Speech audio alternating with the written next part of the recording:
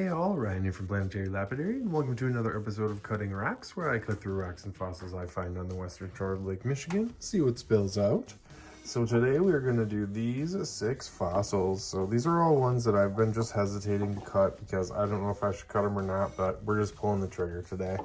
So this first one is just a nice little horn. I'm not sure if I'm going to cut it down this way and get 2 halves, or if I'm just going to cut the top off. I don't know. I think I'm going to cut it the long way, this way, and get 2 halves.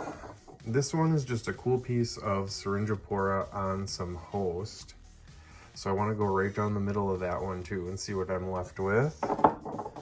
This is a crazy chain coral. You can see how small they actually are. And this side too, all the way through. So I'm going to zip this thing right in half too, the best I can. Right down the middle here, just see what we end up with. It should be pretty awesome. This is probably the biggest horn I've found. It's silicified in here with like some cold water stuff, and it's got a lot going on, but it's a nice big, you know, hand-sized horn coral. But I'm gonna split this thing right down the middle again, see what I end up with right down here. This is another Syringipora, I believe. Yeah, Syringipora, or what do they call it? Pipe organ coral. I'm not sure which way I'm gonna cut this one yet. I don't know, probably just right down the middle here and just see what I end up with. Try to get a big face. And then this last one, I'm not 100% sure what it is. I'm pretty sure it's not Syringipora. It could be like an Olipora or something. But I'm not sure, you know, this structure is kind of crazy in here. Some of them are connected, you know, I don't know. And then they kind of get a little more wobbly on the back, but this thing either way, I'm gonna split right down this way, and then this piece either way, I'll be able to polish. You know, the outside I want to polish on this anyway, so hopefully the inside looks like that too. So we're gonna use the Hi-Tech 10-inch slab saw, a thin centered blade. And as you can see here, this is you know, modification I did to my fence. You know, this is the fence that comes with it. It's about 3 inches or something tall. I just wanted a little taller one. So all I did was I went to Goodwill and I bought a plastic clipboard, and then I just cut it down. And then I just took a Dremel tool pretty much and just shaped the bottom so it would fit right into here. And now I have one that's a little bit taller. It just says dream big and bigger. So it fits right in. So now it should be a little taller to catch a little more water. So, all right, let's get set up and get cutting.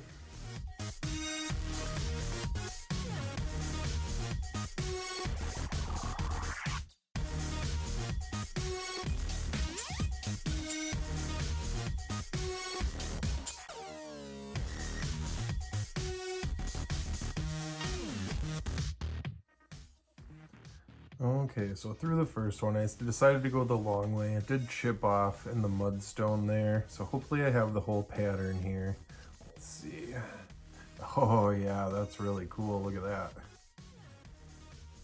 And it goes up, has all different materials in there. So those will be nice polishers, like a little standing polisher thing for horns, probably. Pretty cool. I'll get some really good close-ups of that. That's crazy in there, all the layers. All right, 1 for 1. Let's get on to number 2.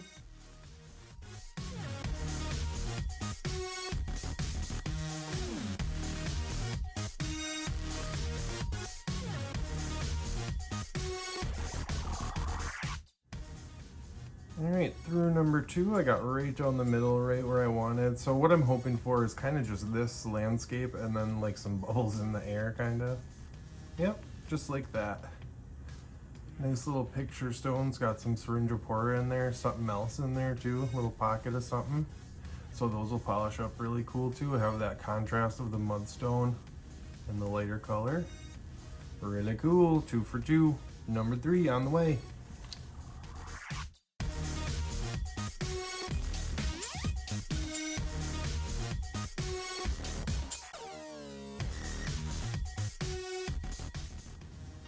Okay, so I did get right down the middle pretty much. This side's a little thicker, this side's a little thinner, which is okay.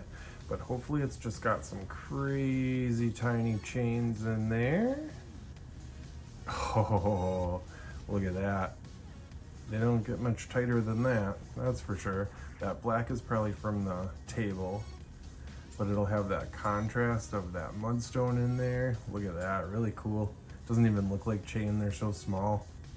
Awesome. I'll be able to get 2 really good pieces out of there too. A little thinner one out of this one, maybe like a couple cabochons, and pocket stone out of this one. All right, on to the next one.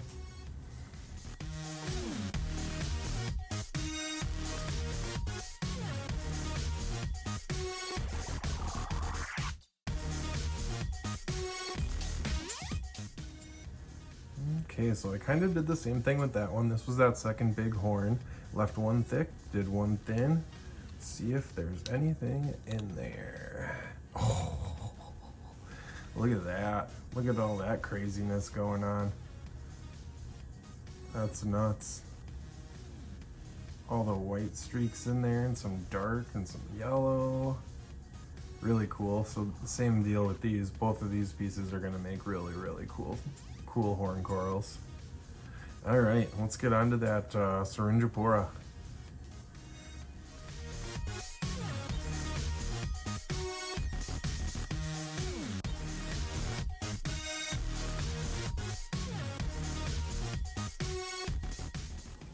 Okay, so I went right down the middle, kind of right through. You know, it's kind of patterned all over the place. So let's see. Oh, ooh, a little bit of black on there from the blade. That's all right though. That is a pretty good one right there. It's pretty full inside of there. All this black will come out for the most part. So I'll be able to shine both of those up too. Nice pieces of Syringipora. It's hard to get ones that are full like this. But this is a good one. All right, let's get on to that last mystery one.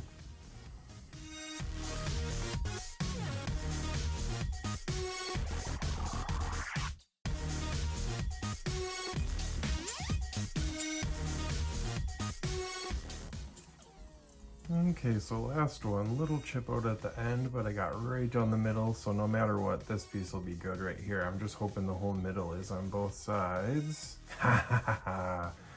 It is, look at that. That one is really full.